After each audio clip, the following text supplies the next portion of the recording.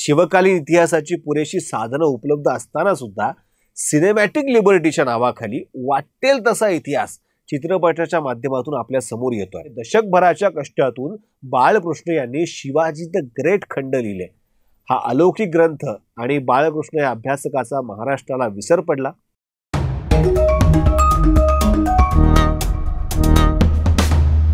नमस्कार, मी निलेश चव्हाण, आपण पाहताय न्यूज टापू। सध्या छत्रपती शिवाजी महाराजांवर आणि त्यांच्या सहकारी मावळ्यांवर मराठी चित्रपटांची निर्मिती वाढलेली आहे, पण पुरेसा अभ्यास नसलेल्या चित्रपट लेखक दिग्दर्शकांनी प्रेक्षकांचा आणि शिवप्रेमींचा रोषही नेहमीच ओढवून घेतलेला आपल्याला माहिती आहे। म्हणजे शिवकालीन इतिहासाची पुरेशी साधनं उपलब्ध असताना सुद्धा सिनेमॅटिक लिबर्टीच्या नावाखाली वाटेल तसा इतिहास चित्रपटाच्या माध्यमातून आपल्या समोर येतोय। म्हणजे बघा ना, राजकीय अजेंडा रेटण्यासाठी इतिहासाचा वापर हा प्रकार तसा आपल्याला काही नवीन नाहीये आणि महाराष्ट्रात दिशाभूल, बदनामीकारक आणि असत्य इतिहास संशोधनावरून अनेक आंदोलनही यापूर्वी झाली आहे, आताही होत आहेत।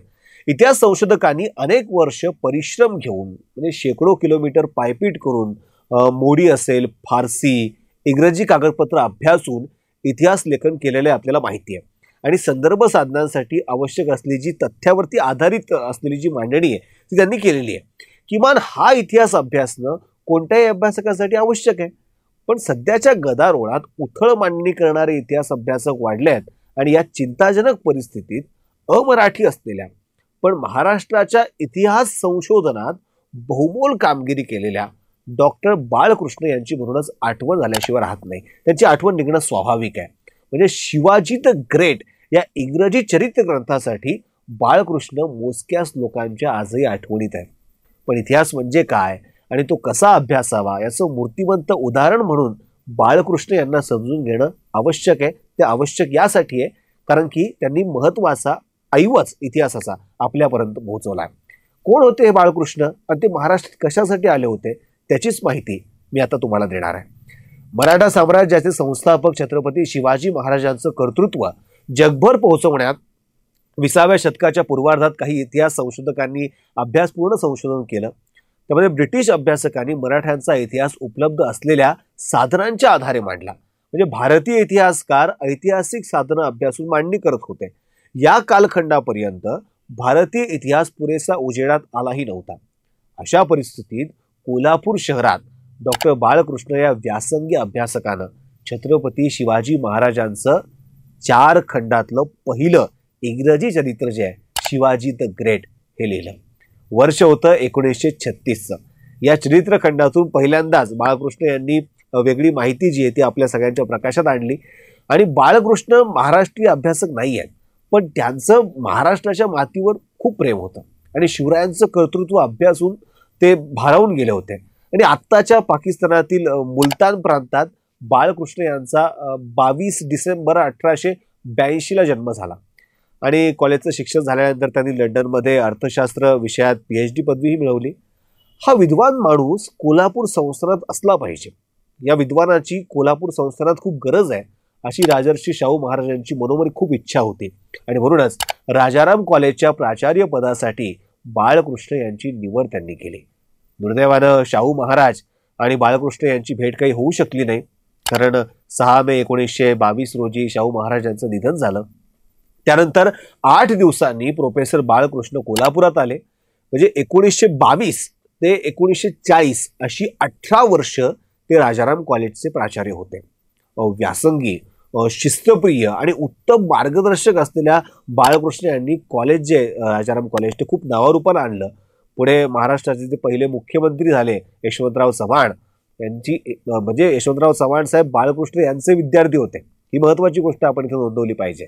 आणि छत्रपती शिवाजी महाराजांच्या पराक्रमाबद्दल बाळकृष्ण यांना अतिशय आस्था होती। म्हणजे शाहू महाराजांचे सुपुत्र छत्रपती राजाराम महाराज यांनी बाळकृष्ण यांना शिवचरित्र लिहिण्यासाठी प्रेरित केलं आणि पुढचे 10 वर्ष बाळकृष्ण केवळ शिवचरित्राच्या ध्यासानं सक्रिय झाले होते। त्यांना झपाटलं होतं शिवचरित्रानं आणि राधानगरीतल्या कृष्णकुंज या त्यांच्या बंगल्यामध्ये त्यांनी शिवाजी द ग्रेट हा ग्रंथ लिहिला।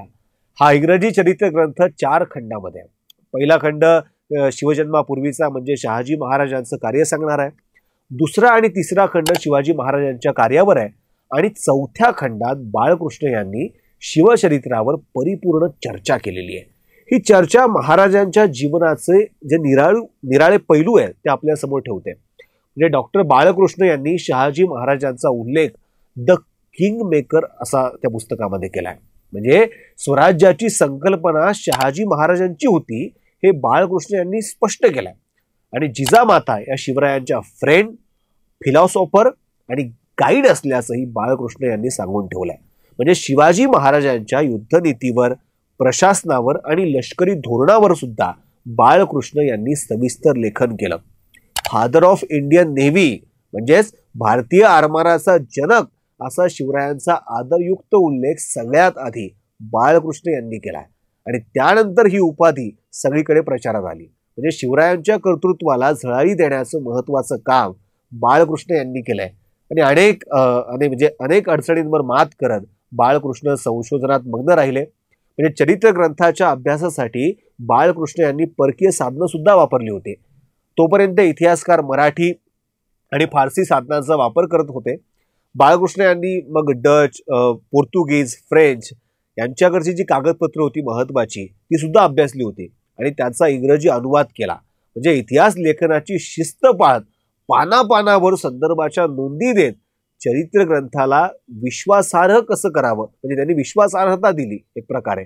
म्हणूनच हा ग्रंथ अभ्यासल्याशिवाय शिवचरित्र लिहिणं शक्य नाहीये असं अनेक जण म्हणतात। म्हणजे कपोलकल्पित आणि एकांगी लेखनाला बाळकृष्ण यांचा नेहमी विरोध होता। म्हणजे अस्सल ऐतिहासिक पुरावे अभ्यासून निष्कर्षापर्यंत पोहोचण्याची संशोधकीय शिस्त जी आहे ती त्यांनी जपली। म्हणजे शिवाजी महाराजांच्या जीवनाचं समग्र दर्शन घडवणारा हा पहिला चरित्र ग्रंथ जगभर पोहोचला। म्हणजे शिवचरित्राचा चौथा खंड प्रकाशित होण्यापूर्वीच 21 ऑक्टोबर 1940 रोजी बाळकृष्ण यांचं निधन झालं।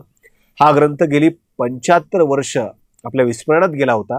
या ग्रंथाचा शोध घेत इतिहासाचे अभ्यासक इंद्रजित सावंत यांनी विशेष प्रस्तावनेसोबत 2016 मध्ये 5 खंडात हा ग्रंथ प्रकाशित केलेला आहे। म्हणजे दशकभराच्या कष्टातून बाळकृष्ण यांनी शिवाजी द ग्रेट खंड लिहिले। हा अलौकिक ग्रंथ आणि बाळकृष्ण या अभ्यासकाचा महाराष्ट्राला विसर पडला। काल्पनिक इमल्यावर म्हणजे बघा ना तुम्ही, काल्पनिक इमल्यांवरती शिवचरित्र रचणाऱ्या इतिहास लेखकांची संख्या वाढली आहे आणि दुसरीकडे बाळकृष्ण यांच्यासारखा प्रतिभावंत इतिहासकार उपेक्षेच्या अंधारात गडप झाला। खरा इतिहास समजून घ्यायचा असेल तर त्यांच्या ग्रंथाचा अभ्यास केल्याशिवाय आपल्याला गत्यंतर नाहीये एवढंच सांगावंसं वाटतं। आणखीन असेच नवनवीन व्हिडिओ पाहण्यासाठी तुम्ही पाहत रहा न्यूज टापू।